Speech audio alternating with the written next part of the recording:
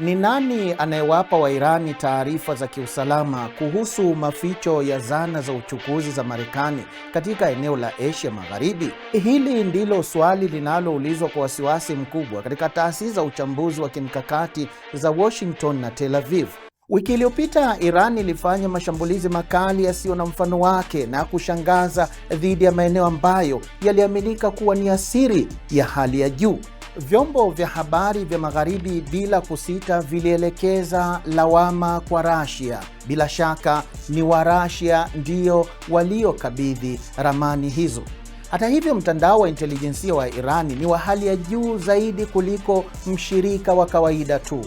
Mosi, urithi wa mtandao mkuu wa ndani ya nchi. Sambamba na mpango wake wa makombora, Iran imetumia miongo kadhaa kuendeleza mbinu bunifu za kiintelijensia na uwezo wa kisasa kabisa wa ukusanyaji taarifa za kiintelijensia. Tunazungumzia mtandao wa kitaalamu na wa kisasa kabisa, kuanzia kufuatilia vyanzo vya watu vya Magharibi na picha za satelaiti za kibiashara hadi uchambuzi wa mifumo ya ndege za uchukuzi wa mizigo. Haya ni matokeo ya mipango ya kimkakati na hifadhi data ambayo Wairan wametumia miaka mingi kuibuni. Pili, washirika kimya wa kikanda.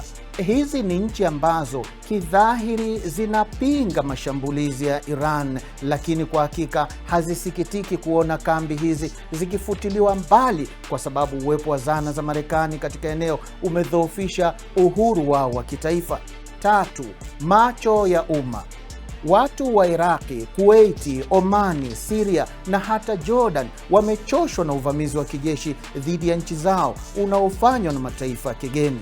Suala hili pekee limetosha kufanya maelfu ya raia wa kawaida wa nchi hizo kuwa kama macho na masikio yanayofuatilia na kurekodi hata mienendo midogo kabisa ya misafara ya kijeshi ya kigeni.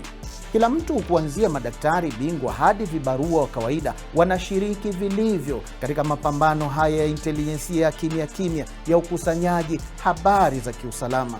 4. Wapinzani wa Marekani duniani. Ni jambo la kawaida kabisa kwamba hawasiti kufanya juhudi zozote za kumdhoofisha adui huyu hatari kwa kusambaza mawasiliano yaliyonaswa, mifumo ya ndege za mizigo, picha za satelaiti zenye ubora wa hali ya juu na uchambuzi wa mitandao ya mawasiliano.